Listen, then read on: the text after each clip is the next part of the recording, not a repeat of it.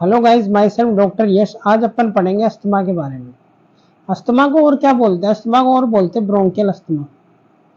ये क्या है? अस्थमा रेस्पिरेटरी डिसऑर्डर है। रेस्पिरेटरी डिसऑर्डर है। और रेस्पिरेटरी डिसऑर्डर में भी कौन सा डिसऑर्डर है? Airway disorder. और एयरवे के अंदर है ब्रोंकाई के अंदर। एयरवे में भी कौन सा पार्ट अफेक्ट हो रहा है ब्रोंकियल अस्थमा में? ब्रोंकाई। तभी तो इसको ब्रोंकियल अस्थमा बोल रहे हैं। तो अस्थमा क्या है? रेस्पिरेटरी डिसऑर्डर है। रेस्पिरेटरी डिसऑर्डर में भी कौन सा डिसऑर्डर है? एयरवे डिसऑर्डर है। और एयरवे में कौन सा पार्ट अफेक्ट हो रहा है? ब्रोंकाई। इसलिए इसको ब्रोंकियल अस्थमा बोलते हैं। अब ब्रोंकियल अस्थमा में होता क्या है? Bronchial asthma is defined as chronic inflammatory disorder of airway. इसमें क्या हो रहा है? क्रोनिक इन्फ्लामेशन हो रहा है एयरवे का। और कौन से एयरवे का? ब्रोंकाई का। तो ब्रोंकाई में क्या रहेगा? अस्थमा की पेशेंट की ब्रोंकाई क्या रहेंगे? हमेशा इन्फ्लामेशन में रहेंगे। हमेशा उनके अंदर इन्फ्लामेशन रहेगा ब्रोंकाई में। हमेशा उनमें सोजन रहेगी। ब्रोंकाई हमेशा कैसे रहेंगे? इन्फ्लामेशन में रहेंगे। अब वो मैनिफेस्ट कैसे करते हैं, मतलब वो कैसे शो करते हैं? Which manifest as recurrent reversible episodes of shortness of breath, cough, wheezing, chest tightness due to variable और रिवर्सिबल ब्रोंकोकंस्ट्रिक्शन। तो ये मैनिफेस्ट कैसे करते हैं? Recurrent reversible. रिकरेंट यानी कि बार बार, रिवर्सिबल मतलब वो वापस सही हो जाएंगे। बार बार अटैक आएंगे लेकिन वो वापस सही हो जाएंगे। और वो अटैक कैसे आएंगे? शॉर्टनेस ऑफ ब्रीथ रहेगी पेशेंट को, कफ रहेगा पेशेंट को, वीजिंग रहेगी और चेस्ट टाइटनेस रहेगी। और ये सब क्यों हो रहा है? ड्यू टू वेरिएबल और रिवर्सिबल ब्रोंकोकंस्ट्रिक्शन। ये सब सिम्टम्स आ रहे हैं ड्यू टू वेरिएबल और reversible bronchoconstriction because of bronchial hyper responsiveness. और ये सब कुछ क्यों हो रहा है? Due to bronchial hyper responsiveness. Bronchial constriction क्यों हो रहा है? Due to bronchial hyper responsiveness. और ब्रोंकोकंस्ट्रिक्शन की वजह से पेशेंट को सिम्टम्स आ रहे हैं। तो सिंपल सा मतलब ये है ब्रोंकियल अस्थमा का। ब्रोंकियल अस्थमा का मतलब है shortness of breath, cough, wheezing, chest tightness वाले एपिसोड्स आ रहे हैं पेशेंट को बार बार। और ये क्यों आ रहे हैं? ड्यू टू रिवर्सिबल और वेरिएबल ब्रोंकोकंस्ट्रिक्शन। और ब्रोंकोकंस्ट्रिक्शन क्यों हो रहा है? Due to bronchial hyper responsiveness. इसको सिंपल सा ऐसे समझ सकते हो आप, जैसे आपके घर के बाहर कोई ऐसा आदमी आ जाए जिसको आप बिल्कुल पसंद नहीं करते, तो आप क्या करोगे? गेट की कुंडी लगा दोगे और उसको घर के अंदर नहीं आने दोगे, क्योंकि आप उसको बिल्कुल पसंद नहीं करते। उसके खिलाफ आप हाइपर रेस्पॉन्स शो कर रहे हो। आप बिल्कुल पसंद नहीं कर रहे हो तो आप हाइपर रेस्पॉन्सिव होकर गेट को बंद कर दोगे। वैसे ही ब्रोंकियल अस्थमा में होता है। कई स्टिमुलाई होते हैं या एलर्जन होते हैं जिनके खिलाफ अपनी ब्रोंकाई, जो एयरवे वाला पार्ट है, वो हाइपर रेस्पॉन्सिवनेस शो करता है। क्या शो करता है? ब्रोंकाई इन स्टिमुलाई और एलर्जन के खिलाफ हाइपर रेस्पॉन्सिवनेस क्यों कर रहा है? जैसे आपके घर के बाहर कोई ऐसा आदमी है जो आप उसको पसंद नहीं करते, तो आप गेट बंद कर दोगे। तो वैसे ही ब्रोंकाई के अंदर कोई ऐसा स्टिमुलाई या एलर्जन आ जाए, जैसे पोलन ग्रेन आ गया या डस्ट आ गई, जिसको मान लो ब्रोंकाई पसंद नहीं करता।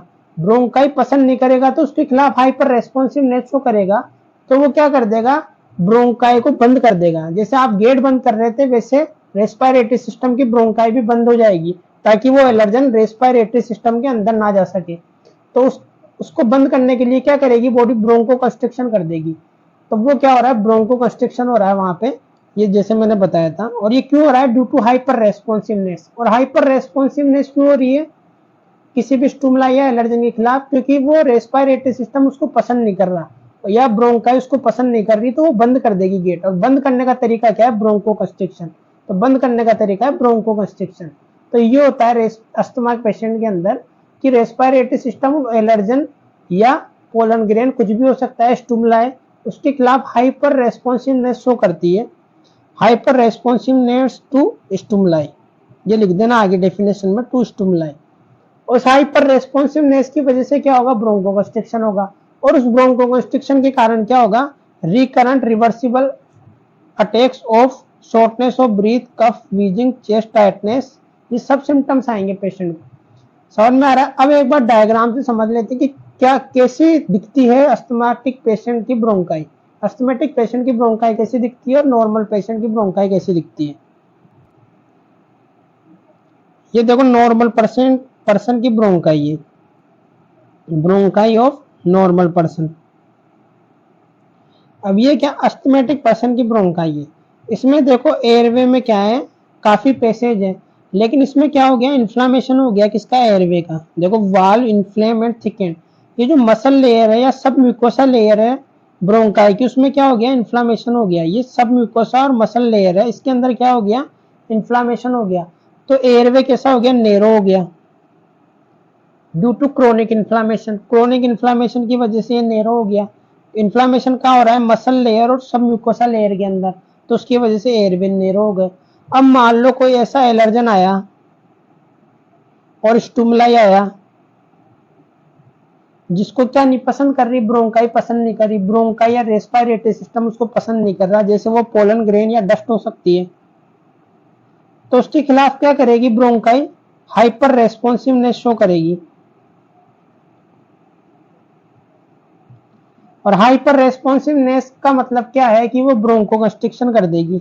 तो ये क्या होगा, स्मूथ मसल टाइट हो जाएगी, टाइट होगी तो ब्रोंको कंस्ट्रिक्शन हो जाएगा। जैसे आपने गेट बंद कर दिया था उस आदमी के मुंह पे, वैसे ये भी स्टूमलाई के खिलाफ क्या कर देगी, गेट बंद कर देगी।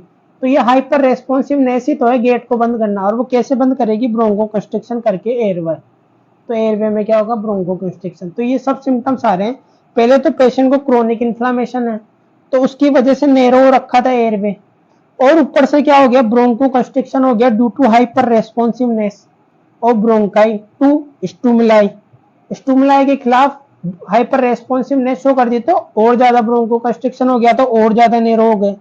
तो asthmatic airway during attack, attack के टाइम पे और ज्यादा नैरो हो जाएंगे, पहले से ही नैरो है ड्यू टू क्रोनिक इन्फ्लामेशन। और जब कोई ऐसा एलर्जन आएगा जिसको अपनी बॉडी या रेस्पिरेटरी सिस्टम पसंद नहीं करता, तो उसकी वजह से हाइपर रेस्पॉन्सिवनेस होगा और ब्रोंको कंस्ट्रिक्शन हो जाएगा, तो और ज्यादा नैरो हो जाएगा। और उसकी वजह से पेशेंट को कौन से सिम्टम्स आएंगे, पेशेंट को सिम्टम्स आएंगे वीजिंग, कफ, चेस्ट टाइटनेस, और क्या आ सकता है, कफ आ गया, चेस्ट टाइटनेस आ गया, और शॉर्टनेस ऑफ ब्रीथ आएगा, जिसको क्या बोलते हैं, डिस्निया बोलते हैं। ये सब सिम्टम्स आएंगे, और ये कब आएंगे, अस्थमेटिक अटैक के टाइम पे। अब मान लो थोड़ी देर बाद ये अटैक खत्म हो जाता है, रिवर्सिबल, अभी मैंने डेफिनेशन में बताया था रिवर्सिबल, वापस रिवर्स हो जाएगा, तो वापस किस में चल जाएंगे, ये इस स्टेज में आ जाएंगे वापस, रिलैक्स स्टेज में। रिलैक्स स्टेज में भी इन्फ्लामेशन तो रहेगा, क्योंकि क्रोनिक इन्फ्लामेशन रहता है हमेशा, नॉर्मल पर्सन का ऐसा रहता है। और रिलैक्स स्टेज में भी अस्थमेटिक पेशेंट का एयरवे कैसा रहेगा, इन्फ्लेम्ड रहेगा। और जब अटैक आएगा तो वापस ब्रोंको कंस्ट्रिक्शन हो जाएगा, वापस ही सिम्टम्स आ जाएंगे। तो ये रिकरेंट होते हैं, बार बार एपिसोड आएंगे इससे, और जो रिवर्सिबल होंगे। और क्या हो रहा है साथ में, क्रोनिक इन्फ्लामेशन, और क्रोनिक इन्फ्लामेशन हमेशा रहता है अस्थमेटिक पेशेंट की ब्रोंकाई में, क्रोनिक इन्फ्लामेशन हमेशा रहेगा। और उसके ऊपर से कोई ऐसा एलर्जन आ जाए जिसको अपना रेस्पिरेटरी सिस्टम पसंद नहीं करता, तो उसकी वजह से क्या हो जाएगा, ब्रोंको कंस्ट्रिक्शन हो जाएगा, और फिर थोड़ी देर बाद वापस क्या हो जाएगा, रिवर्स हो जाएगा, तो पेशेंट वापस नॉर्मल हो जाएगा। तो ये सब सिम्टम्स आते हैं अस्थमा के पेशेंट को। तो डेफिनेशन क्लियर हो गई और सिम्टम्स भी क्लियर हो गए, यहाँ पे समझ में आ रहा है। अब अपन आगे पढ़ते हैं अस्थमा के बारे में। अब गाइस अपन ने पढ़ लिया कि अस्थमा के क्या डेफिनेशन क्या है और उसके सिम्टम्स क्या है।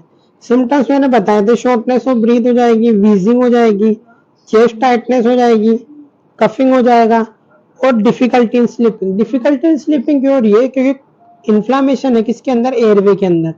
तो एयर का आने जाने का पैसेज क्या होगा, मुश्किल होगा, तो हवा आने जाने में मुश्किल होगी अस्थमा के पेशेंट को, तो तब वो सोएगा तो उसको ब्रीदिंग के अंदर प्रॉब्लम होगी, तो उसको सोने में दिक्कत होगी, किसको, अस्थमा के पेशेंट को। टैकीकार्डिया हो सकता है, और difficulty in exercise. Difficulty in exercise क्यों होगी, क्योंकि एयर फ्लो की प्रॉब्लम है, तो ऑक्सीजन कम आएगी अस्थमा के पेशेंट के लंग्स के अंदर, तो उसकी वजह से क्या होगा, उसको एक्सरसाइज के टाइम में दिक्कत आएगी, क्योंकि एक्सरसाइज के टाइम में ज्यादा ऑक्सीजन की जरूरत है। और जो एयर फ्लो है उसके अंदर क्या हो रखी है, नैरोइंग हो रखी है एयर फ्लो के अंदर, तो उसकी वजह से क्या होगा, ऑक्सीजन कम जाएगी फेफड़ों में, तो क्या होगी, उसको एक्सरसाइज करने में दिक्कत होगी। तो अब अपन को ये समझना है कि सीओपीडी और अस्थमा में क्या डिफरेंस है। सीओपीडी में भी सेम सिम्टम्स आते हैं, but the symptoms are persistent. Persistent मतलब क्या है, वो लंबे समय तक रहेंगे पेशेंट के साथ में। और अस्थमा में क्या था, अस्थमा के अंदर पेशेंट के अंदर सिम्टम्स कब तक थे, जब तक पेशेंट को अस्थमा का अटैक आ रहा था, जैसे ही पेशेंट का अस्थमा का अटैक खत्म होगा तो उसके सिम्टम्स भी खत्म हो जाएंगे, क्योंकि अस्थमा क्या है, रिवर्सिबल कंडीशन है। मैंने डेफिनेशन में बताया था, it is an reversible condition. लेकिन सीओपीडी क्या है, परसिस्टेंट है। समझ में आ रहा है? With air flow limitation due to airway or alveoli problem. देखो सीओपीडी दो टाइप की होती है, एक तो होता है एम्फाइसीमा, एक होता है ब्रोंकिएक्टेसिस। एम्फाइसीमा में प्रॉब्लम होती है एल्वोलाई में, और ब्रोंकिएक्टेसिस में प्रॉब्लम होती है ब्रोंकाई के अंदर। तो उसकी वजह से क्या होता है, ब्रोंकाई एबनॉर्मली डायलेटेड कर जाते हैं, तो उसकी वजह से चांस इंक्रीज हो जाते हैं इन्फेक्शन के। इसके अंदर ब्रोंकिएक्टेसिस में, ब्रोंकिएक्टेसिस में क्या हो रहा है, एयरवे एबनॉर्मली डायलेटेड हो जाते हैं, उसकी वजह से रिस्क हो जाते हैं किसका, इन्फेक्शन का रिस्क इंक्रीज हो जाता है। समझ में आ रही है किसमें, ब्रोंकिएक्टेसिस में। तो सीओपीडी और अस्थमा में यही अंतर है कि सीओपीडी के अंदर जो सिम्टम्स आ रहे हैं वो अस्थमा वाले ही आते हैं, लेकिन वो सिम्टम्स क्या करते हैं, परसिस्ट करते हैं। और अस्थमा के सिम्टम्स क्या करते हैं, थोड़ी देर बाद सही हो जाता है अस्थमा का पेशेंट, रिवर्सिबल होता है अस्थमा। जैसे पेशेंट को अस्थमा का अटैक आया, थोड़ी देर बाद आपने दवाई दी उसको, और वो सिम्टम्स क्या होंगे, रिवर्स हो जाएंगे, पेशेंट एकदम नॉर्मल हो जाएगा। लेकिन सीओपीडी का पेशेंट में ये सिम्टम्स क्या रहेंगे, परसिस्ट रहेंगे, with air flow limitation due to airway और एल्वेलाई प्रॉब्लम। समझ में आ रही है? तो ये अंतर होता है सीओपीडी और अस्थमा में। अब अपन पढ़ेंगे हाइजीन हाइपोथेसिस। हाइजीन हाइपोथेसिस के अंदर अपन पढ़ेंगे कि रिस्क फैक्टर हाइजीन हाइपोथेसिस किसके लिए, अस्थमा के लिए। समझ में आ रही है? अब हाइजीन हाइपोथेसिस पढ़ेंगे। अब अपन पढ़ेंगे हाइजीन हाइपोथेसिस किसमें, अस्थमा में।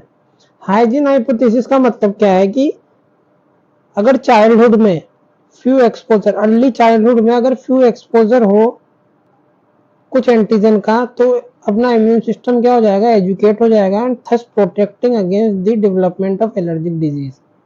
जैसे मान लो एक बच्चा है जो गांव में रहता है, विलेज में रहता है, और एक बच्चा है जो अर्बन एरिया में रहता है, शहर में। ये बच्चा क्या है, जो विलेज में रहता है, ये अर्ली चाइल्डहुड में अलग अलग तरीके के एंटीजन को एक्सपोज होगा, जैसे पोलन ग्रेन, डस्ट, और कई सारी चीजों को एक्सपोज होगा, मिट्टी। और ये जो बच्चा जो अर्बन शहर में रह रहा है, ये क्या करेगा, अर्ली चाइल्डहुड में साफ सफाई से रहेगा, हाइजीन मेंटेन करके रहेगा। ये किसी भी एंटीजन को एक्सपोज नहीं होगा, ना तो डस्ट को एक्सपोज होगा, ना पोलन ग्रेन को होगा, ना क्रॉप्स को होगा, किसी को एक्सपोज नहीं होगा। तो ये जो बच्चा है जो विलेज में रह रहा है, ये अर्ली चाइल्डहुड में एक्सपोज हो रहा है अलग अलग तरीके के एंटीजन को। और ये बच्चा है जो शहर में रह रहा है, ये किसी भी एंटीजन को एक्सपोज नहीं हो रहा है, ये घर के अंदर साफ सफाई मेंटेन करके रह रहा है। तो इसके घर वाले इसको कहीं बाहर नहीं जाने देते, खेलने नहीं देते मिट्टी में, तो किसी भी एंटीजन को एक्सपोज नहीं हो रहा। तो इसका इम्यून सिस्टम जो शहर में रह रहा है, वो इम्यून सिस्टम एजुकेट नहीं होगा, और उसकी वजह से क्या होगा, इसको फ्यूचर में क्या होने के चांस होंगे, एलर्जिक डिजीज होने के चांस रहेंगे। किसको, जो बच्चा शहर में रह रहा है, क्योंकि उसका इम्यून सिस्टम एजुकेट नहीं हुआ, तो उसका इम्यून सिस्टम क्या करेगा, फ्यूचर के अंदर उसको एलर्जिक डिजीज कराने के चांस इंक्रीज हो जाएंगे। जैसे कि उसको अस्थमा हो सकता है, या उसको स्किन डिजीज हो सकती है, या उसको कई तरीके की एलर्जिक डिजीज हो सकती है। और जो बच्चा जो विलेज में रह रहा है, वो अलग अलग तरीके के एंटीजन को एक्सपोज हुआ था अर्ली चाइल्डहुड में, तो उसका इम्यून सिस्टम क्या होगा, एजुकेट हो जाएगा, and thus protect against the development of allergic disease. तो इसका इम्यून सिस्टम एजुकेट हो गया, and thus protect against the development of allergic disease. तो इसको फ्यूचर में एलर्जिक डिजीज नहीं होगी, क्योंकि एजुकेट हो गया इसका इम्यून सिस्टम, क्योंकि ये सारे एंटीजन को एक्सपोज हो चुका अर्ली चाइल्डहुड में, और ये किसी भी एंटीजन को एक्सपोज नहीं हुआ। तो हाइजीन हाइपोथेसिस का मतलब ये है कि जो बच्चा बचपन के अंदर ज्यादा साफ सफाई या हाइजीन मेंटेन करके रखता है, उसको फ्यूचर के अंदर एलर्जिक डिजीज होने के चांस इंक्रीज हो जाते हैं। ये एक हाइपोथेसिस है, समझ में आ रही है? ये अपन ने पढ़ लिया। अब अपन पढ़ेंगे अस्थमा और सीओपीडी में डिफरेंस। वैसे तो मैंने बता दिया, लेकिन एक बार टेबल के फॉर्म में देख लेते हैं अस्थमा और सीओपीडी में डिफरेंस। अस्थमा क्या होता है, एलर्जन रिलेटेड होता है। अस्थमा किसकी वजह से होता है, कोई भी एलर्जन, एलर्जन कुछ भी हो सकता है, पोलन ग्रेन हो सकते हैं, या डस्ट हो सकता है, या क्या हो सकती है, कोई स्मोक। मान लो कोई आग जल रही है और आग की वजह से स्मोक आ गई और उसने इनहेल कर ली, तो अस्थमा के लिए वो भी एक एलर्जन का काम कर सकती है। और सीओपीडी जनरली किसकी वजह से होता है, स्मोकिंग। और स्मोकिंग भी कैसे होनी चाहिए, क्रोनिक स्मोकिंग। और अस्थमा क्या होता है, रिवर्सिबल एयर फ्लो लिमिटेशन। ये क्या है, रिवर्सिबल है, थोड़ी देर बाद अस्थमा का अटैक आएगा, फिर पेशेंट सही हो जाएगा। लेकिन सीओपीडी क्या है, परसिस्टेंट एयर फ्लो लिमिटेशन, ये परसिस्ट करेगा, एयर फ्लो लिमिटेशन परसिस्ट रहेगी इसमें। और इसमें क्या होगा, अस्थमा अर्ली प्रेजेंटेशन आएगी इसकी, ये जल्दी छोटी उम्र में भी अस्थमा हो सकता है। कई बच्चों को देखा होगा आपने 10-20 साल के होते हैं और उनको अस्थमा की प्रॉब्लम होने लग जाती है। तो इसकी प्रेजेंटेशन कैसे होती है, अर्ली प्रेजेंटेशन, कम उम्र के अंदर ही होने लग जाता है अस्थमा। और सीओपीडी क्या होगा, डिलेड प्रेजेंटेशन। डिलेड का मतलब क्या है, जैसे कोई पर्सन है वो 20 साल की उम्र में सिगरेट पीना स्टार्ट किया था, तो उसको सीओपीडी के सिम्टम्स कम आने स्टार्ट होंगे 40 साल की उम्र के आसपास, लगभग 20-25 साल के अंदर। तो इसकी प्रेजेंटेशन कैसी हो रही है, डिलेड प्रेजेंटेशन। और ये क्या हो रहा है, रिलीफ हो रहा है विद ब्रोंकोडाइलेटर्स। ब्रोंकोडाइलेटर्स से क्या होगा, रिलीफ होगा अस्थमा। क्यों रिलीफ हो रहा है, क्योंकि रिवर्सिबल है। जैसे आपने ब्रोंकोडाइलेटर दिया ये सही हो जाएगा, लेकिन ये क्या रिवर्सिबल होता है लगभग, क्या सीओपीडी। तो ये पार्शियल रेस्पॉन्स करेगा ब्रोंकोडाइलेटर्स के खिलाफ। जैसे आप ब्रोंकोडाइलेटर्स अस्थमा के पेशेंट को दोगे तो वो कंप्लीटली सही हो सकता है, लेकिन जो सीओपीडी का पेशेंट है वो पार्शियली सही होगा, थोड़ा बहुत ही सही होगा। और अस्थमा का पेशेंट कंप्लीटली सही हो सकता है क्योंकि ये रिवर्सिबल है। तो रिलीफ विद ब्रोंकोडाइलेटर्स, और ये पार्शियल रिलीफ होगा इसके अंदर। और इसके अंदर कौन सी गाइडलाइंस फॉलो करते हैं अस्थमा में, जीना गाइडलाइंस, और इसमें करते हैं अपन गोल्ड गाइडलाइंस। जीना गाइडलाइंस का मतलब क्या होता है, ग्लोबल इनिशिएटिव ऑफ अस्थमा। क्या है, global initiative for asthma, global initiative for asthma. और ये क्या है, gold guidelines, global initiative for obstructive lung disease. इसके अंदर ये गाइडलाइंस फॉलो करते हैं गोल्ड, और इसमें जीना गाइडलाइंस फॉलो करते हैं। तो हो गया अस्थमा और सीओपीडी में डिफरेंस। अब पैथोफिजियोलॉजी या पैथोजेनेसिस और अस्थमा के लिए अपन को 4-5 चीजें याद रखनी है कि क्या क्या चीजें जरूरी होती है पैथोजेनेसिस के लिए अस्थमा की। Thing which are involve in asthma pathogenesis, कौन कौन सी थिंग इन्वॉल्व होती है। तो आईजी एंटीबॉडीज, मैंने बताया था आईजी एंटीबॉडी कौन सी हाइपर सेंसिटिविटी रिएक्शन में होती है, टाइप 1 हाइपर सेंसिटिविटी रिएक्शन में। और आईजी मास्ट सेल कॉम्प्लेक्स, ये भी इन्वॉल्व होता है किसमें, अस्थमा की पैथोजेनेसिस में। तो जब आईजी एंटीबॉडी मास्ट सेल पे जाके बाइंड कर जाती है, तो ये जब भी यहाँ पर एलर्जन आके चिपकेगा, जब भी यहाँ पर एलर्जन आके चिपकेगा, तो उसकी वजह से क्या होगा, आईजी मास्ट सेल कॉम्प्लेक्स में से क्या निकलेगा, हिस्टामिन, ल्यूकोट्रिन्स और प्रोस्टाग्लैंडिन्स। समझ में आ रही है, जब भी एलर्जन आके चिपकेगा। और उसकी वजह से क्या होगा, ब्रोंको कंस्ट्रिक्शन होगा हिस्टामिन की वजह से। और क्या होगा, ब्रोंको इन्फ्लामेशन। तो अपन को ये समझना है कि कौन कौन सी चीजें इन्वॉल्व है। एक तो आईजी एंटीबॉडी, और जब आईजी एंटीबॉडी मास्ट सेल पे जाके चिपक जाएगी तो बन जाएगा आईजी मास्ट सेल कॉम्प्लेक्स। और जब भी आईजी मास्ट सेल कॉम्प्लेक्स के ऊपर एलर्जन आके बाइंड करेगा, तो उसकी वजह से क्या होगा, मास्ट सेल में से निकलेगा हिस्टामिन, ल्यूकोट्राइन्स और प्रोस्टाग्लैंडिन्स। उसकी वजह से होगा ब्रोंको कंस्ट्रिक्शन, और पेशेंट को फिर अस्थमा के सिम्टम्स आएंगे। ये दो चीजें इन्वॉल्व होगी। और क्या इन्वॉल्व होता है, एक होता है इओसिनोफिल्स। इओसिनोफिल्स भी इन्वॉल्व होती है इसमें, पैथोजेनेसिस में, जो रिलीज करती है क्यूमोकाइंस और ल्यूकोट्राइंस। ये भी क्या कर सकते हैं, इन्फ्लामेशन करेंगे बॉडी के अंदर। और अपन को पता है अस्थमा के पेशेंट की डेफिनेशन में बताया था, उसमें क्या होता है, क्रोनिक इन्फ्लामेशन। और क्या इन्वॉल्व होता है अस्थमा की पैथोजेनेसिस में, T helper type 2 cell, T helper type 2 cell mostly involve होती है। अब ये समझना पड़ेगा अपन को, इसका मतलब क्या है। जो नॉर्मल पर्सन होता है, नॉर्मल पर्सन जिसको अस्थमा की बीमारी नहीं है, उसके अंदर क्या होता है, T helper 1 cell mostly present होती है लंग्स के अंदर। ये ज्यादा प्रेजेंट होती है लंग्स में, मोस्टली प्रेजेंट इन लंग्स। जिसको अस्थमा नहीं है नॉर्मल पर्सन है। लेकिन जिस पेशेंट को अस्थमा के अटैक आते हैं, उसके अंदर क्या होता है, टी हेल्पर 2 सेल ज्यादा प्रेजेंट होती है लंग्स में। नॉर्मल पर्सन में क्या होता है, टी हेल्पर सेल ज्यादा होती है टी हेल्पर 2 सेल से। लेकिन जिस पेशेंट को अस्थमा है उसके अंदर टी हेल्पर 2 सेल ज्यादा होती है टी हेल्पर 1 सेल से। तो अपन को ये पता लगा कि अस्थमा की पैथोजेनेसिस में टी हेल्पर 2 सेल इन्वॉल्व रहती है। अभी मैं बताऊंगा, आगे समझाऊंगा। ये इन्वॉल्व रहती है टी हेल्पर 2 सेल। इसका मतलब उसके लंग्स में टी हेल्पर 2 सेल ज्यादा होगी टी हेल्पर 1 सेल से, जिस पेशेंट को अस्थमा के अटैक्स आ रहे हैं।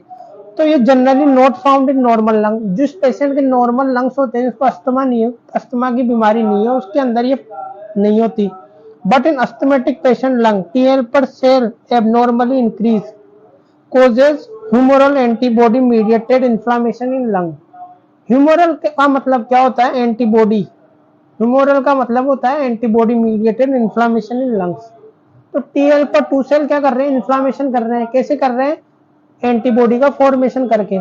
एंटीबॉडी कौन सी? आईजी एंटीबॉडी, जो जाके मास्ट सेल पे चिपक जाती है।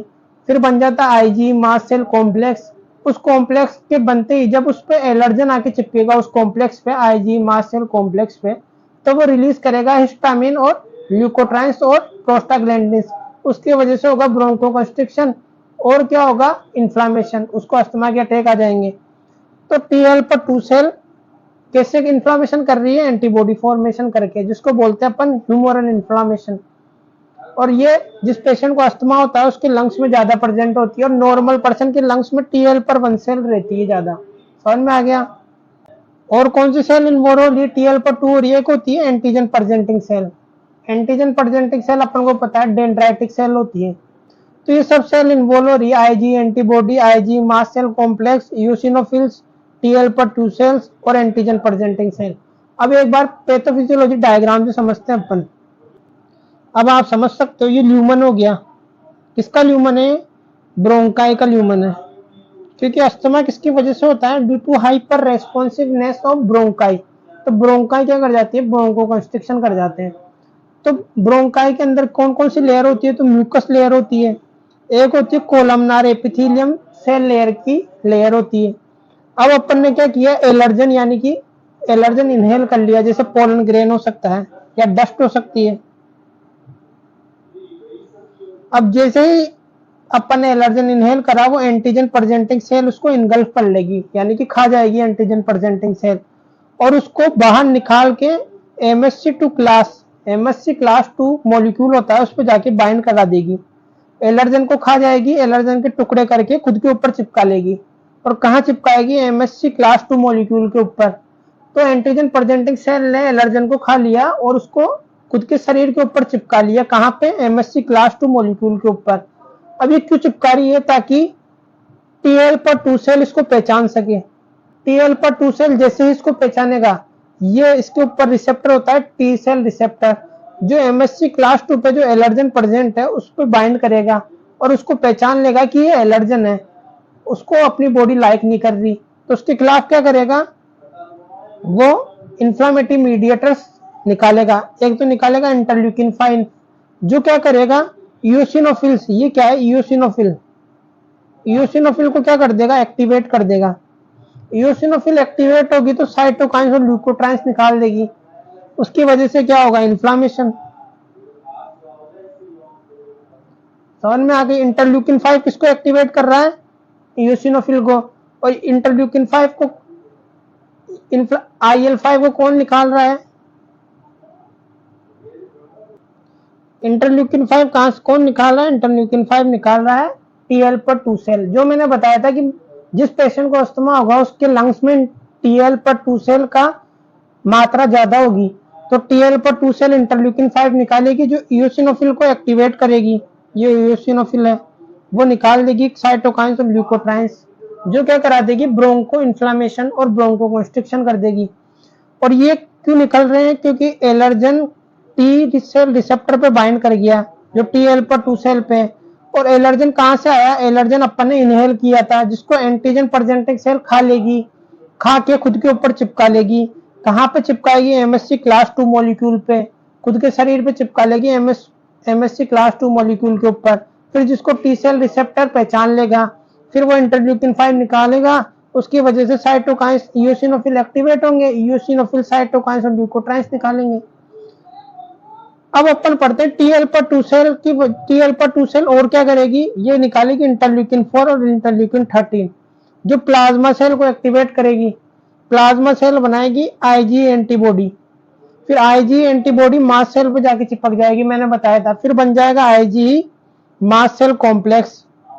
Ig antibody binds to mast cell, forms Ig complex. फिर जैसे ही वो कॉम्प्लेक्स बनेगा, फिर एलर्जन आके बाइंड करेगा इस पे और ये निकाल देगी फिर हिस्टामिन, प्रोस्टाग्लैंडिन और ल्यूकोट्राइंस। उसकी वजह से क्या होगा, ब्रोंकोकंस्ट्रिक्शन होगा और क्या होगा, इन्फ्लामेशन, और फिर पेशेंट को अस्थमा के अटैक आ जाएंगे। समझ में आ गई। तो क्या क्या हो रहा है, सबसे पहले एलर्जन को एंटीजन प्रेजेंटिंग सेल ने इनगल्फ कर लिया, उसने फिर एमएससी क्लास 2 पे चिपका लिया जो उसके शरीर पे है।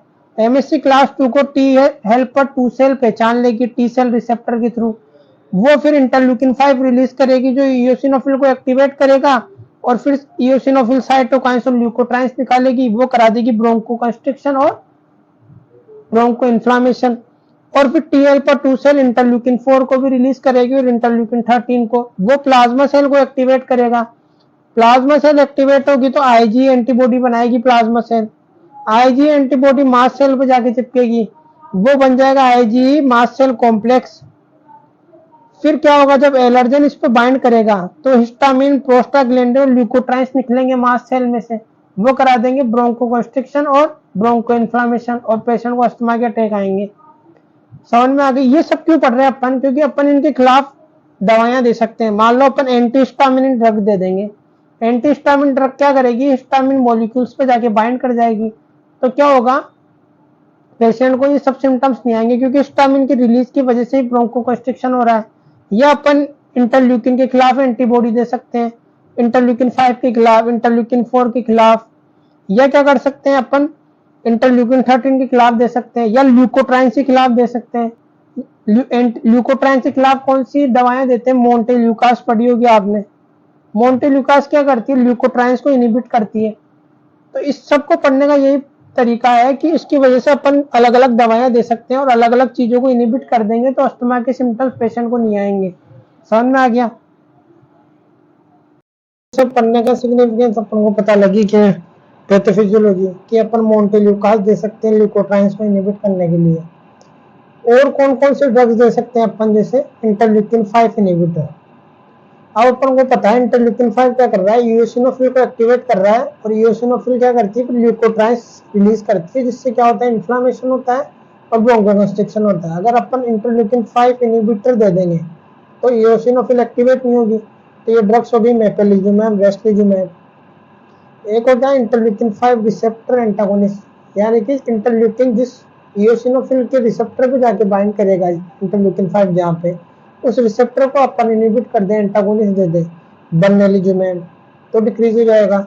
एंटी आईजी एंटीबॉडी, अब ये कैसे हेल्प करेगी, एंटी आईजी एंटीबॉडी के खिलाफ क्या दे देंगे, ड्रग दे देंगे। क्यों, क्योंकि आईजी एंटीबॉडी क्या करती है, एलर्जन के ऊपर बाइंड कर जाती है आईजी एंटीबॉडी, जो मास्ट सेल के ऊपर लगी हुई है आईजी एंटीबॉडी, वो एलर्जन पे बाइंड करके रिएक्शन करती है। अगर अपन आईजी एंटीबॉडी के खिलाफ एंटागोनिस्ट दे देंगे एंटी आईजी, तो क्या हो जाएगा, डिक्रीज हो जाएगा इन्फ्लामेशन, ओमेलिजुमैब।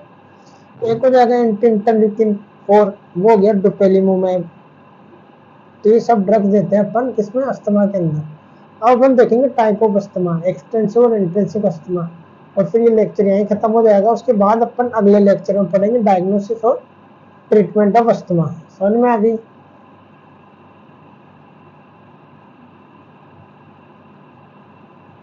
एक्सटेंसिव अस्थमा यानी कि टाइप ऑफ अस्थमा, अपन ये भी पढ़ लिया आइजिन हाइपोथेसिस क्या होती है, डिफरेंस भी पढ़ लिया अस्थमा सीओपीडी में। अपन टाइप ऑफ अस्थमा पढ़ेंगे। सबसे पहला टाइप पढ़ेंगे अपन एक्सटेंसिव अस्थमा, जिसको अपन बोलते हैं एटोपिक अस्थमा, और also known as allergic asthma. Allergic asthma क्यों बोल रहे हैं अपन इसको, क्योंकि इसके अंदर क्या हो रहा है, it is an type 1 hyper sensitivity reaction to external factors और एलर्जन। क्योंकि ये एलर्जन के खिलाफ हाइपर सेंसिटिविटी रिएक्शन हो रही है, type 1 hyper sensitivity reaction. Type 1 hyper sensitivity reaction में क्या होता है, आईजी एंटीबॉडी बनती है, तो इसके अंदर आईजी एंटीबॉडी बनेगी, आईजी लेवल्स हाई होंगे, आईजी एंटीबॉडी के लेवल्स हाई होंगे। अब इसमें क्या हो रहा है, type 1 hyper sensitivity reaction to external factor. ये तो आपको नाम से समझ में आ रहा होगा, ये एक्सट्रिंसिक है, तो इसका मतलब जो हाइपर सेंसिटिविटी रिएक्शन होगी वो भी एक्सटर्नल फैक्टर्स के खिलाफ होगी या एलर्जेंस के खिलाफ होगी। अब एलर्जेंस क्या हो सकते हैं, जैसे pollen grain, dust, dust dust के अंदर एक कीड़ा रहता है जिसको डस्ट माइट बोलते हैं, जिसका साइंटिफिक नेम होता है डर्मेटोफेगोइड्स। और क्या हो सकता है, और हो सकता है स्मोक, तो जिसके खिलाफ हाइपर सेंसिटिविटी रिएक्शन हो रही है वो एक्सटर्नल एनवायरनमेंट से अपनी बॉडी के अंदर घुस रहा है और उसकी वजह से अपने बॉडी में हाइपर सेंसिटिविटी रिएक्शन हो रही है, टाइप 1 हाइपर सेंसिटिविटी। और टाइप 1 हाइपर सेंसिटिविटी रिएक्शन में आईजीई एंटीबॉडी का फॉर्मेशन होता है जो फिर मास्ट सेल पे जाके बाइंड कर जाती है और फिर क्या होता है, इन्फ्लामेटरी मीडिएटर्स निकलते हैं, हिस्टामिन्स और प्रोस्टाग्लैंडिन्स और ल्यूकोट्रिन्स वगैरह, और उसकी वजह से इन्फ्लामेशन होता है जैसे कि अस्थमा में होता है। फिर सिम्टम्स आएंगे कफ, वीजिंग, चेस्ट टाइटनेस और difficulty in breathing, shortness of breath, tachycardia, ये सब सिम्टम्स आएंगे। तो इसके अंदर क्या हो रहा है, एलर्जन या एक्सटर्नल फैक्टर के खिलाफ टाइप 1 हाइपर सेंसिटिविटी रिएक्शन हो रही है। और एलर्जन का मतलब क्या होता है, जिसके खिलाफ अपनी बॉडी हाइपर रेस्पॉन्सिवनेस शो करे। जैसे अपन ने पोलन ग्रेन इनहेल कर लिया, अब उस पोलन ग्रेन की वजह से अपनी बॉडी के अंदर क्या हो रहा है, ब्रोंको कंस्ट्रिक्शन हो रहा है। क्यों हो रहा है, क्योंकि अपनी बॉडी उसके खिलाफ हाइपर रेस्पॉन्सिवनेस शो कर रही है, क्योंकि अपनी बॉडी उसको लाइक नहीं कर रही तो उसके खिलाफ हाइपर रेस्पॉन्सिवनेस शो करेगा अपना इम्यून सिस्टम, और उसकी वजह से क्या होगा, ब्रोंको कंस्ट्रिक्शन होगा, और फिर ब्रोंको कंस्ट्रिक्शन की वजह से पेशेंट को सिम्टम्स आएंगे। ये होता है जिस पेशेंट को अस्थमा है। अब मान लो एक दूसरा पेशेंट है जिसको अस्थमा नहीं है और वो पोलन ग्रेन को इनहेल कर लेगा, तो उसके खिलाफ अपनी बॉडी कोई रिएक्शन शो नहीं करेगी, क्योंकि उस पेशेंट को क्या नहीं है, अस्थमा नहीं है, तो ना तो उसमें ब्रोंको कंस्ट्रिक्शन होगा, ना उसके अंदर हाइपर रेस्पॉन्सिवनेस शो होगी, क्योंकि उसकी बॉडी उस पोलन ग्रेन को लाइक कर रही है, मतलब उसके खिलाफ हाइपर रेस्पॉन्सिवनेस शो नहीं कर रही। समझ में आ रहा है। और जिसको लाइक नहीं करती अपनी बॉडी, उसके खिलाफ हाइपर रेस्पॉन्सिवनेस शो करती है और उसको अपन एलर्जेंस बोलते हैं। तो एलर्जेंस ऐसा सब्सटेंस होता है जिसके खिलाफ अपनी बॉडी हाइपर रेस्पॉन्स शो करती है थ्रू आवर इम्यून सिस्टम, और इम्यून सिस्टम में आते हैं मास्ट सेल, इयोसिनोफिल, ये उसकी वजह से होता है इन्फ्लामेशन और ब्रोंको कंस्ट्रिक्शन। समझ में आ गया। और मोस्ट कॉमन एलर्जन कौन सा होता है एक्सटेंसिव अस्थमा में, डर्मेटोफेगोइड्स, जो मैंने बताया था डस्ट माइट, यानी कि डस्ट के अंदर जो एक कीड़ा रहता है। कई लोगों को क्या होती है, डस्ट से एलर्जी होती है। वो एलर्जी डस्ट से नहीं होती है, डस्ट के अंदर एक कीड़ा रहता है जो अपन आंखों से नहीं देख सकते, उसका नाम होता है डर्मेटोफेगोइड्स। उसकी वजह से पेशेंट को क्या होती है, टाइप 1 हाइपर सेंसिटिविटी रिएक्शन, और फिर उसकी वजह से पेशेंट को अस्थमा के अटैक आते हैं। कई बार कई लोगों को डस्ट से एलर्जी होती है। और अदर एलर्जन हो गए पोलन ग्रेन, फूड, फर और स्मोक। अब एक्सटेंसिव अस्थमा जो मोस्ट कॉमन होता है चाइल्डहुड में, मतलब ये जल्दी उम्र में होगा, 10 से 20 साल की उम्र में हो जाता है ये। समझ में आ रही है। और इसके अंदर क्या होता है, किसके साथ एसोसिएटेड रहता है, एलर्जिक राइनाइटिस और डर्मेटाइटिस। मतलब इस पेशेंट को साथ में ये भी हो सकते हैं एलर्जिक राइनाइटिस और डर्मेटाइटिस, जिस पेशेंट को एक्सटेंसिव अस्थमा है। और इसका प्रोग्नोसिस कैसा होता है, गुड प्रोग्नोसिस होता है। और इसके अंदर फैमिली हिस्ट्री होती है, इसके अंदर एक्सटेंसिव अस्थमा में फैमिली हिस्ट्री प्रेजेंट रहती है। मतलब इसमें ऐसा होगा जैसे पेशेंट के पापा को भी अस्थमा था, उसके दादा को भी अस्थमा था, तो उसकी फैमिली के अंदर हिस्ट्री है अस्थमा की, इसके अंदर एक्सटेंसिव अस्थमा में। समझ में आ गई। और ये गुड प्रोग्नोसिस होता है, इसका ट्रीटमेंट अच्छा होता है, ट्रीटमेंट को अच्छी तरीके से पेशेंट रिकवर हो जाता है आफ्टर ट्रीटमेंट, प्रोग्नोसिस अच्छा है इसका। और ये एसोसिएटेड रहता है एलर्जिक राइनाइटिस और डर्मेटाइटिस। और इसकी आईजीई लेवल्स हाई रहते हैं। आईजीई लेवल्स हाई क्यों रहते हैं, क्योंकि इसमें टाइप 1 हाइपर सेंसिटिविटी रिएक्शन हो रही है, जिसके अंदर आईजीई लेवल्स का हाई रहते हैं। समझ में आ रही है। और इसके अंदर क्या होता है, इसके अंदर न्यूट्रोफिल ज्यादा रहती है इस अस्थमा में, न्यूट्रोफिल्स नहीं, eosinophils, eosinophils high in this patient. Eosinophils high रहती है इसके अंदर, एक तो आईजी लेवल्स हाई रहेगी और इयोसिनोफिल्स हाई रहेगी। तो इस पेशेंट के अंदर ये सिम्टम्स आते हैं। और किसकी वजह से होता है ये, type 1 hyper sensitivity reaction to external factors और एलर्जेंस। एलर्जेंस मैंने बता ही दिया क्या होते हैं, जिसके खिलाफ अपना immune system hyper responsiveness show करे। समझ में आ गई। अब अपन पढ़ेंगे इंट्रिंसिक अस्थमा के बारे में। अब अपन पढ़ेंगे इंट्रिंसिक अस्थमा के बारे में। एक्सटेंसिव तो पढ़ लिया अपन ने।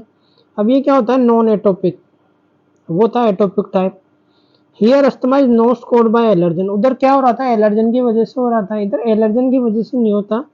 But there are many non specific triggers. इसमें क्या होते हैं, ट्रिगर्स होते हैं जो नॉन स्पेसिफिक होते हैं, जिसको मोस्ट ऑफ द ट्रिगर्स को अपन पहचान नहीं पाती कि किस वजह से हो रहा है। नॉन स्पेसिफिक है, स्पेसिफिक नहीं है। जैसे मान लो एक्सटेंसिव अस्थमा में क्या हो रहा था, किसी पेशेंट को किस पोलन ग्रेन की वजह से हो रहा था अस्थमा का अटैक, तो अपन को पता है कि उसको जब भी पोलन ग्रेन इनहेल करेगा तो उसकी वजह से पेशेंट को क्या हो जाएगा, अस्थमा के अटैक आ सकते हैं। लेकिन इसमें ऐसा अपन को पता नहीं है कि किसकी वजह से हो रहा है, अपन बस एक गप्पे लगा रहे हैं कि इन वजह से हो सकता है, मतलब नॉन स्पेसिफिक चीजों की वजह से। उसमें अपन को पता है स्पेसिफिक, अपन ने स्किन टेस्ट कराया, एक स्किन टेस्ट होता है जिससे अपन पता लगा सकते हैं कि अपने पर्सन को किस वजह से अस्थमा के अटैक आ रहे हैं। जैसे मान लो अपन ने पोलन ग्रेन का टेस्ट किया और पोलन ग्रेन का टेस्ट पॉजिटिव आ गया, स्किन टेस्ट, तो अपन को स्पेसिफिक पता लग गया कि उस पेशेंट को अस्थमा किसकी वजह से आ रहे हैं, पोलन ग्रेन के इनहेलेशन की वजह से आ रहे हैं, या फिर कुछ और भी हो सकता है, डस्ट की वजह से हो सकता है। तो उसमें अपन को स्पेसिफिक कारण पता है, इसमें अपन को स्पेसिफिक कारण नहीं पता। बहुत सारे कारण हो सकते हैं इसमें, are many non specific reason या ट्रिगर्स हो सकते हैं। जिससे क्या हो सकता है, पेशेंट को एस्पिरिन, जैसे पेशेंट ने एस्पिरिन की गोली ली उसकी वजह से हो सकता है। और पल्मोनरी इन्फेक्शन जैसे निमोनिया या टीबी, इसकी वजह से हो सकता है पेशेंट को, पल्मोनरी इन्फेक्शन की वजह से, या स्ट्रेस की वजह से भी हो सकता है, या चेंजिंग वेदर, जब वेदर चेंज हो रहा है उसकी वजह से हो सकता है, कोल्ड की वजह से हो सकता है। समझ में आ रही है? या कोई ऐसा सब्सटेंस वो इनहेल कर ले जो फैक्ट्री में, जैसे वो किसी फैक्ट्री में काम कर रहा है, इनहेलिंग टॉक्सिक सब्सटेंस, तो इसमें अपन को स्पेसिफिक कारण नहीं पता, अपन बस गप्पे लगा रहे हैं कि इन वजह से हो सकता है, चेंजिंग एनवायरनमेंट या इन वजह से हो सकता है। इसमें स्किन टेस्ट पॉजिटिव नहीं आएगा। जैसे अपन ने मान लो किसी स्पेसिफिक चीज का स्किन टेस्ट किया तो वो पॉजिटिव नहीं आएगा। इसमें बहुत सारे कारण हो सकते हैं पेशेंट को अस्थमा के आने के, कोई पर्टिकुलर स्पेसिफिक रीजन पता नहीं लगेगा अपन को स्किन टेस्ट से। जैसे उसमें अपन ने पोलन ग्रेन का इंजेक्शन लगा के देखते हैं स्किन के ऊपर, तो उसकी वजह से क्या होता है, पेशेंट को इन्फ्लामेटरी रिएक्शन होती है स्किन पे, तो अपन को पता लग जाता है कि पोलन ग्रेन की वजह से पेशेंट को अस्थमा के अटैक आ रहे हैं। इसमें अपन को ऐसा पर्टिकुलर रीजन नहीं पता लगेगा, क्योंकि इसमें मेनी बहुत सारे नॉन स्पेसिफिक रीजन हो सकते हैं। जैसे मान लो पेशेंट को वेदर चेंज की वजह से भी हो सकता है, स्ट्रेस की वजह से हो सकता है, या दोनों कारणों की वजह से हो सकता है। तो बहुत सारे रीजन हो सकते हैं जो नॉन स्पेसिफिक है। और इसमें ऐसी कोई फैमिली हिस्ट्री भी नहीं होगी कि उसके पापा को भी था, उसके दादा को भी था।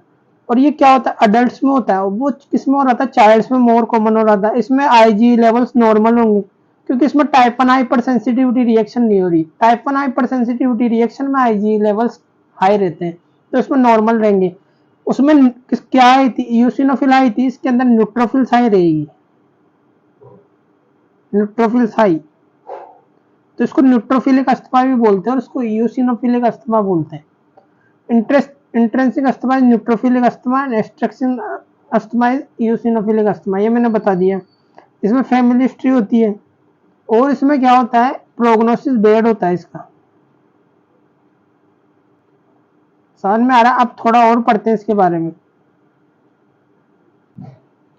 इसके अंदर एक ट्रायड हो सकता है, किसके अंदर, इंट्रेंसिक अस्थमा के अंदर एसोसिएटेड विद इंट्रेंसिक अस्थमा, जिसको बोलते हैं सेम्टस ट्रायड। ये नीट पीजी में क्वेश्चन आया हुआ है, सेम्टस ट्रायड क्या होता है। तो इसके अंदर क्या होता है, पेशेंट को नेजल पोलिप्स रहेंगे, nasal polyps plus adult onset asthma, जिसको अपन इंट्रेंसिक अस्थमा बोलते हैं। और साथ में क्या होगी, पेशेंट को एस्पिरिन सेंसिटिविटी। एस्पिरिन सेंसिटिविटी का मतलब क्या है कि पेशेंट जब भी एस्पिरिन लेगा तो उसको क्या हो सकते हैं, एलर्जिक रिएक्शन हो सकती है बॉडी में, तो उसको क्या बोलेंगे, एस्पिरिन सेंसिटिविटी। तो एलर्जिक रिएक्शन में उसको अस्थमा भी हो सकता है, या इन्फ्लामेशन हो सकता है स्किन के अंदर, या कई सारी रिएक्शन हो सकती है, उसकी रेड आई हो सकती है, स्किन पे रिएक्शन हो सकती है, या अस्थमा के अटैक, ये सब रीजन हो सकते हैं एस्पिरिन सेंसिटिविटी की वजह से। तो पेशेंट को सेम्टस ट्रायड में क्या होगा, नेजल पॉलिप्स होंगे, अडल्ट ऑनसेट अस्थमा जिसको इंट्रेंसिक अस्थमा बोलते हैं, और एस्पिरिन सेंसिटिविटी। तो ये ट्रायड एसोसिएटेड रहता है मोस्ट कई सारे पर्सन्स के अंदर जिनको इंट्रेंसिक अस्थमा है। समझ में आ रहा है? तो ये तो हो गया अब इंट्रेंसिक अस्थमा के बारे में। अब अपन पढ़ते हैं 2-3 तरह के और अस्थमा होते हैं, वो भी देख लेते हैं। एक अस्थमा होता है कफ वेरिएंट अस्थमा। इसमें क्या होता है, मेजर सिम्टम्स होता है ना पेशेंट को, वो होता है कफिंग, जिससे अस्थमा के बहुत सारे सिम्टम्स बताए थे मैंने, वीजिंग, चेस्ट टाइटनेस, कफ और शॉर्टनेस ऑफ ब्रीथ, टेकिकार्ड, ये सब सिम्टम्स होते हैं। लेकिन मेजर सिम्टम्स होता है इसमें कफ, मतलब पेशेंट को ज्यादातर क्या होगा, अस्थमा के टाइम पे कफ होगा, कफिंग होगी उसको बार बार ज्यादा। और एक होता है नॉकटर्नल अस्थमा, जिसके अंदर क्या होता है, अस्थमा वर्सन हो जाता है नाइट टाइम पे, और ज्यादा वर्सन हो जाएगा नाइट टाइम में। और एक होता है मिक्स्ड अस्थमा, जो क्या होता है, intrinsic plus extrinsic asthma.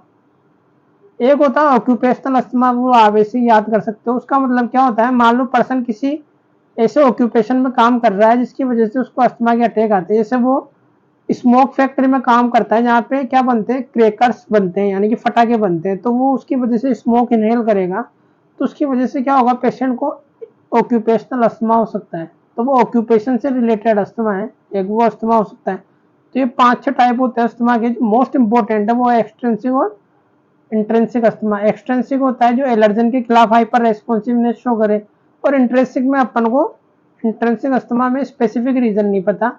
Patient को अस्थमा के अटैक बहुत सारे नॉन स्पेसिफिक रीजंस की वजह से आ सकते हैं, वो मैंने बता दिया आपको। और गुड प्रोग्नोसिस होता है एक्सटेंसिक अस्थमा में, और इंट्रिंसिक अस्थमा में गुड प्रोग्नोसिस नहीं होता। उसके अंदर सिम्प्टम्स ट्रायड एसोसिएटेड रहता है इंट्रिंसिक अस्थमा में, जिसमें nasal polyps, adult onset asthma जिसको अपन इंट्रिंसिक अस्थमा कहते हैं, और साथ में क्या होगा पेशेंट को, साथ में क्या होगा पेशेंट को, एस्पिरिन सेंसिटिविटी। तो ये 3 चीजें होती है सिम्प्टम्स ट्रायड में। और symptoms triad generally intrinsic asthma के साथ एसोसिएटेड रहता है।